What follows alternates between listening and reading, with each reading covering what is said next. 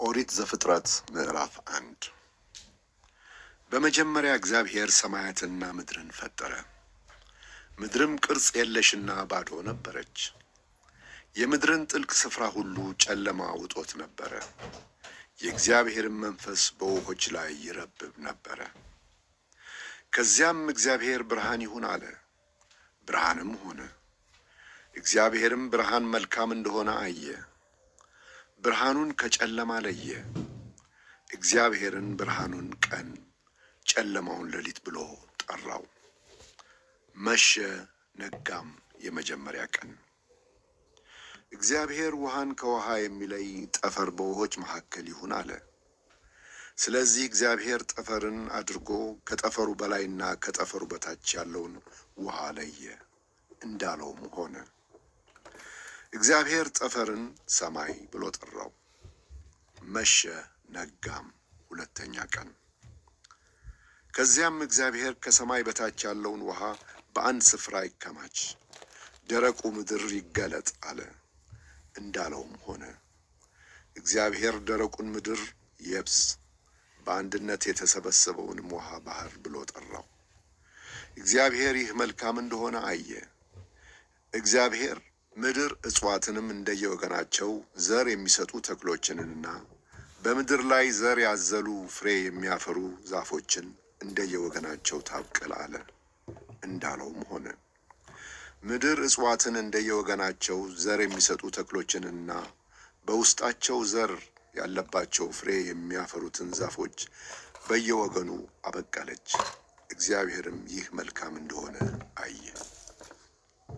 መሸ፣ ነጋም፣ ሶስተኛ ቀን።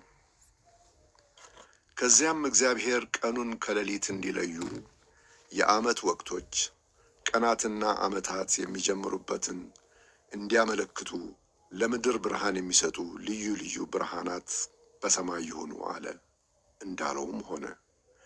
እግዚአብሔር ለምድር ብርሃን ይሰጡ ዘንድ ሁለት ታላላቅ ብርሃናትን አደረገ። ታላቁ ብርሃን በቀን እንዲሰለጥን፣ ታናሹ ብርሃን በሌሊት እንዲሰለጥን አደረገ።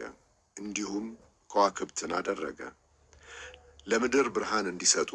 እነዚህም በሰማይ ጠፈር አኖራቸው። ይኸውም በቀንና በሌሊት እንዲሰለጥኑ፣ ብርሃንን ከጨለማ እንዲለዩ ነው። እግዚአብሔር ይህ መልካም እንደሆነ አየ። መሸ፣ ነጋም፣ አራተኛ ቀን። እግዚአብሔር ውኆች ሕይወት ባላቸው በሕያዋን ፍጡራን ይሞሉ፣ ወፎች ከምድር በላይ በሰማይ ጠፈር ይብረሩ አለ። በዚህ መሰረት እግዚአብሔር በባህር ውስጥ የሚኖሩ ታላላቅ ፍጡራንን፣ በውሃ ውስጥ የሚርመሰመሱ ሕይወት ያላቸውን ነገሮች ሁሉ እንደየወገናቸው፣ እንዲሁም ክንፍ ያላቸውን ወፎች ሁሉ እንደየወገናቸው ፈጠረ። እግዚአብሔር ይህ መልካም እንደሆነ አየ።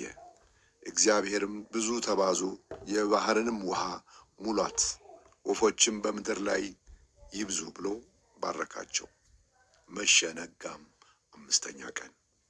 እግዚአብሔር ምድር ሕያዋን ፍጡራንን እንደየወገናቸው፣ ከብቶችን፣ በምድር ላይ የሚሳቡ ፍጡራንን፣ የዱር እንስሳትን እያንዳንዱ እንደ ወገኑ ታስገኛለ፣ እንዳለውም ሆነ። እግዚአብሔር የዱር እንስሳትን እንደየወገናቸው፣ ከብቶችን እንደየወገናቸው፣ እንደዚሁም በምድር ላይ የሚሳቡ ፍጡራንን እንደየወገናቸው አደረገ። እግዚአብሔርም ይህ መልካም እንደሆነ አየ።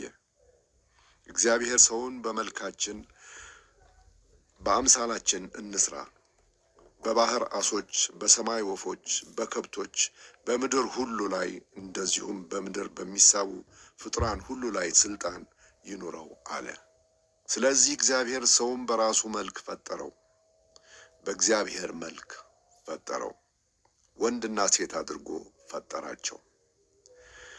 እግዚአብሔር ብዙ ተባዙ፣ ምድርንም ሙሏት፣ ግዟትም፣ የባህርን ዓሦች፣ የሰማይ ወፎችን፣ እንደዚሁም በምድር ላይ የሚንቀሳቀሱትን ሕያዋን ፍጡራንን ሁሉ ግዟቸው ብሎ ባረካቸው።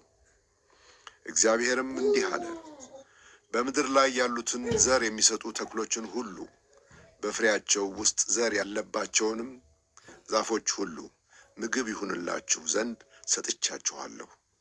እንደዚህም ለምድር አራዊት ሁሉ፣ ለሰማይ ወፎች ሁሉ፣ በምድር ላይ ለሚንቀሳቀሱ ሕያዋን ፍጡራንን ሁሉ ማንኛውንም ለምለም ተክል ምግብ እንዲሆንላችሁ ሰጥቻለሁ እንዳለውም ሆነ። እግዚአብሔር ያደረገውን ሁሉ አየ፣ እነሆም እጅግ መልካም ነበረ። መሸ፣ ነጋም፣ 6ኛ ቀን።